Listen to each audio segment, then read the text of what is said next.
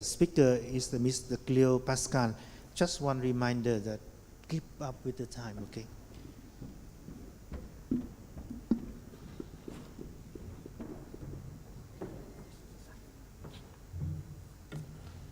Good morning. Very huge thanks to the organizers and to Vietnam, not just for this conference, but the last 10 years of conferences on this very important topic. I'm going to be looking at a different section of the Indo-Pacific, and the construct I'm going to be using is the island chain defense concept. South China Sea is very much within the first island chain. I don't know if my pointer works, but you can kind of see where it goes down there, first island chain. There's the second island chain. We talk a lot about the first island chain. I'm going to be talking more about the second and third island chain. We know it's important in the Western defense concept, but it's also very much used within China now as well. This is from the PLA Navy Handbook from 2012. We tend to think of the islands as relatively small, but because every island can get a 200 nautical mile exclusive economic zone, you can actually see countries that we think of as small, or islands that we think of as small, like the Marianas or Guam or Palau, start to take up very large maritime space when you include their exclusive economic zones. And the change that we've seen in the region over the last 10 years has very much been China, obviously. China doesn't get captured, Chinese influence doesn't get captured by this map, and I'd also like to specify what I mean when I say China. There are very different sorts of China in the region. There's Chinese representatives who would be members of government. There's long-established ethnic Chinese populations, including from Taiwan, been in the region for hundreds of years, obviously. There are economic leaders, and there's retail-level people. So, for example, in the Kingdom of Tonga, about 90% of the retail sector is run by recently arrived ethnic Chinese, but those hundreds of shops are coordinated by probably less than half a dozen Chinese economic leaders. So they're very different sorts of Chinese engagement in the region. In terms of I'm going to be talking mostly about newly arrived Chinese ethnic populations, and there's apparently expected duties of overseas Chinese. This was elucidated in Dr. Jian Yang's book, Pacific Islands and China's Great Strategy, in which he wrote, "They are to actively participate in China's modernization, to actively promote the reunification of the Chinese nation, to actively spread Chinese civilization, and to actively promote the friendship between China and the people all over the world." The year that he published this book, Dr. Jian Yang became a member of the Parliament of New Zealand, where he is a professor. The complication comes when things like this subsequently happen. It turned out, after he entered Parliament, that he had actually spent 10 years teaching at a Chinese intelligence-linked academy, and that hadn't been put into his documentation when he went into Parliament. So the question of the role of recently arrived ethnic Chinese in these countries is very varied, but very complex. The reason New Zealand is important in the context of the South China Sea is because at the end of the Cold War, the UK and other major powers pulled out of a lot of the Pacific and handed over strategic management, so to speak, to Five Eyes partners, Australia and New Zealand. So New Zealand and Australia actually play a very large role in the region. And what they're coming up against, what they're finding, is they're having a very difficult time handling this increased Chinese engagement that sort of goes from goodwill to support to dependency quite quickly.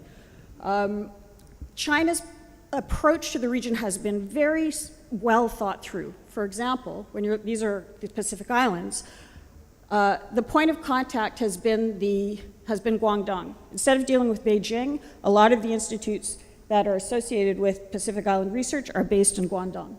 So you have an accessible point of contact for the small island state leadership. The representatives learn the local languages. Other diplomats in the region may never learn Tongan or Samoan or whatever, but the Chinese do. And they have a lot of budgets for pet projects and entertainment. Construction of infrastructure, we know. They focus on engagement with immigration, customs, security, public enterprise, and education ministries. Anybody can have this presentation, and I'm happy to go into detail on any of this. There's very focused reasons for all of this. The loans we know about. There's a focused attempt to get countries in the first and second island chain, third island chain to loosen visa restrictions, open casinos, put in infrastructure in strategic locations, a lot of high-level visits to China, a lot of scholarships, medical support for these countries, which is very, very appreciated. Chinese workers rotate through the region, but the major investors stay, build relationships, spend a lot of money locally. And there's a seemingly, we talk a lot about dual-use installations, the commercial and military, commercial and strategic.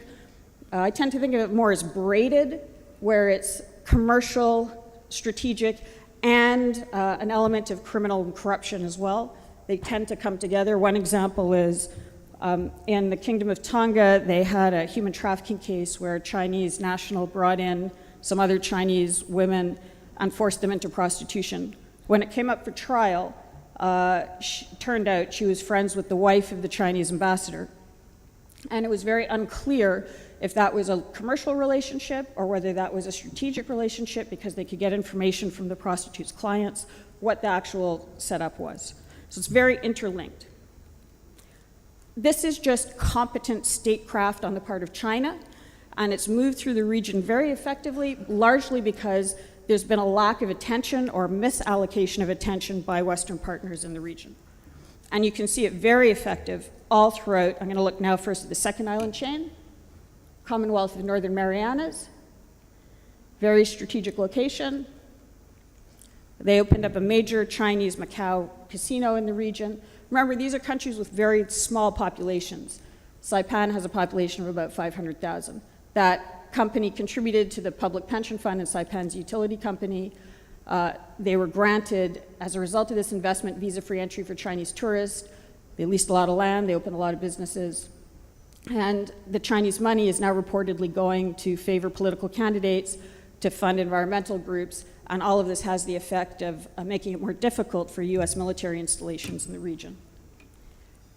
Federated States of Micronesia, similar. They built a lot of the state buildings. The sons of the president of Yap studied in China.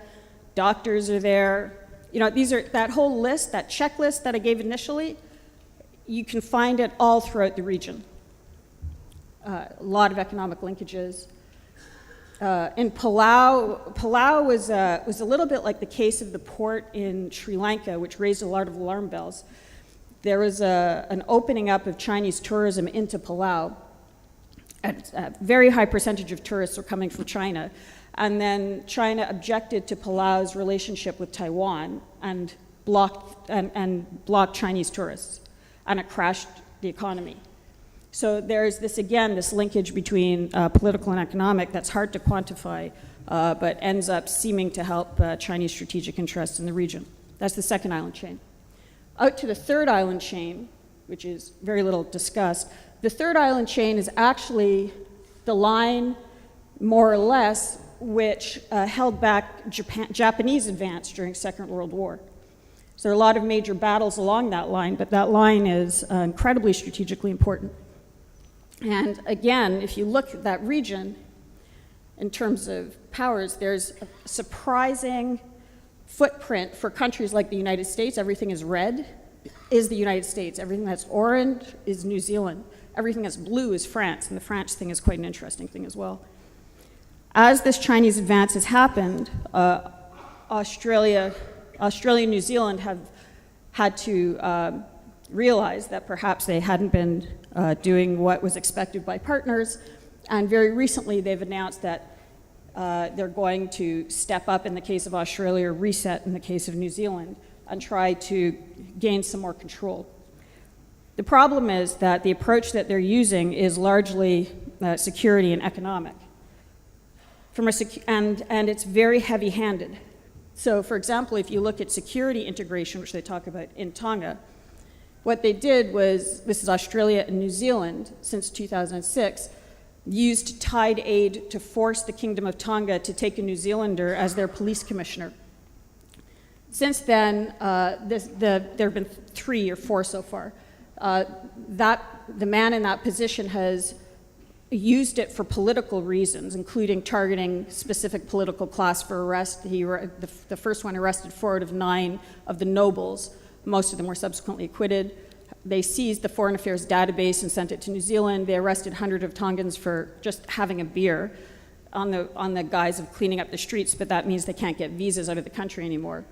And they've done very little to tackle the crime within the Chinese community that we've been seeing, because they not only do they not speak Tongan, they don't speak Chinese. So that kind of heavy-handed security engagement has been really problematic. Even more problematic has been the economic engagement. This is PACER Plus. Who in the room has heard of the PACER Plus trade agreement? So this is a major trade agreement that was supposed to be between Australia, New Zealand, and the Pacific Islands. And they've been pushing it through. About a dozen countries have signed it. It's in the process of being ratified. And it's very clearly about giving Australia and New Zealand future-proofed competitive access to the Pacific Island economies. They want to give New Zealand and Australia investors and service exporters most favored nation commitments, and they want to use this to integrate the Pacific Island economies into Australia and New Zealand economies and security institutions. We saw that before.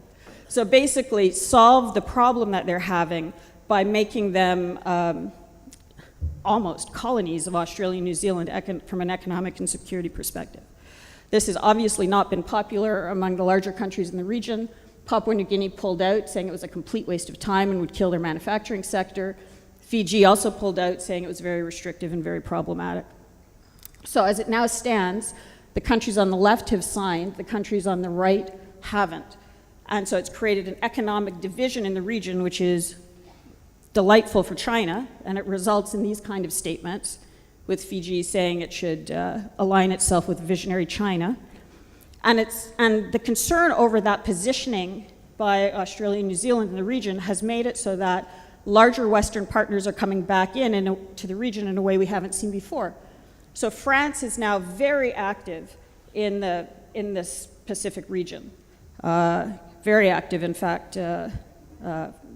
France, they did a major arms deal to Australia. There was a referendum in New Caledonia which didn't pass. The French activity is very large. There was this $40 billion submarine sale to Australia. And remember that France and Australia share a border, because New Caledonia is right next to Australia. So they're neighbors, and they're doing much more joint operations. The UK is also back. They're reopening diplomatic posts in Vanuatu, Tonga, and Samoa. It's very clearly about China. And they're also involved in more arms sales. The thing to watch, and this is just my last 2 slides, is what happens at APEC in a week or 2. APEC is going to be held in Papua New Guinea. China has poured tens of millions of dollars, if not more, into infrastructure in Papua New Guinea ahead of this meeting. And Xi Jinping is going to be there and hold a meeting with Pacific Island leaders directly before APEC. There was an expectation that one of the things China would come out of that meeting with, potentially, is access to a base in Papua New Guinea. The Australians have done an end run around them and have announced that they instead will be refurbishing an old US base, potentially for operations between Australia, Papua New Guinea, and the US. And this is the point at the bottom. Australia outpaced China for a deal to develop Papua New Guinea's base, a strategic facility that will boost Canberra's power projection in the South Pacific and the South China Sea. So it's worth watching what's going on in the second and third island chain if you want to have a better understanding of what's happening in the South China Sea. Not only are the same things happening there and rippling out through the region, but what's happening in the edge of the region is rippling back. Thank you.